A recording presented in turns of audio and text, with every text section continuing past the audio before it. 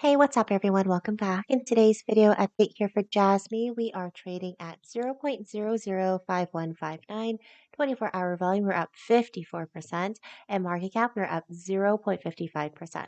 So, in today's video, we're going to be taking a look at our immediate short term here for 4 hours. Based on our last video, we were anticipating hopefully a breakthrough of our 20 moving average, which is this orange line here. And if we saw multiple candlesticks closing above it, we were going to come up and retest our resistance line that we see here.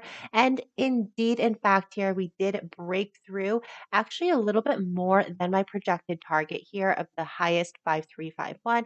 We actually went as high here as the 5485 here. Now we're seeing a short correction on the downside. Here was our support area. If we were to make that resistance breakout here, at the 5043, and we can already see this candlestick wick at the very bottom has actually dipped into this area of supply. So simply put, I'm going to extend our fib retracement all the way down to this peak right here, and we can see the golden line at 61% where our area of support and or supply and demand is currently at. So this is going to be another area of a retest. However, if the price does come down here and we see numerous candlesticks coming down to this area of support, we can already see that it has been retested multiple times. So we know this is a good area of retested area of support. Now we are going to see that immediate correction on the downside because our two indicators are showing weakness in that uptrend. We can see our MACD line here is coming downwards and signaling closer to our signal line. And of course, we see the momentum here is building downwards, and we don't see any signs here that it is going to strengthen another wave of this bull wave. What I do like, in fact, is the two lines here is above the 0%, which is a good factor that we are still currently in this uptrend. However, again, we are going to be retesting that area of support. And then our RSI here, we can see that the K line and our D line cross below in a downwards trend.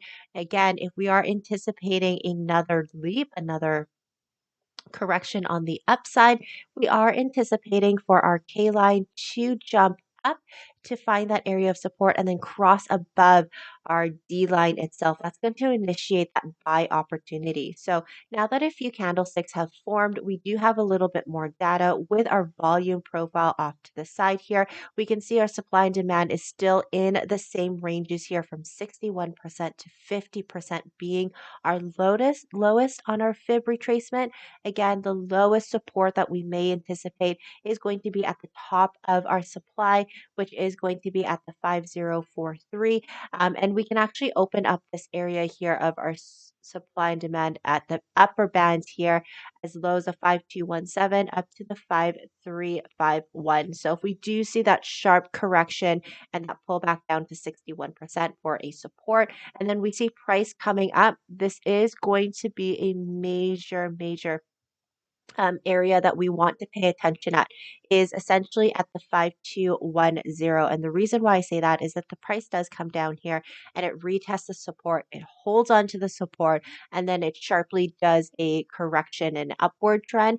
If we fail to break above this line here, it's going to form a head and shoulders chart pattern, which is a bearish pattern. So we would have our left shoulder, our head, and then our right shoulder retesting this resist or the support line, and then the price is going to come back down. So keep that in mind when we are going to support or retest this area as support and then this area as a resistance line. If it does look like it's going to get rejected down, price is going to come back down towards the 50% of our fib. So that's my analytics here for Jasmy going into the next couple of hours or so. Definitely let me know down below, you guys. Thanks so much for the comment support you've shown me.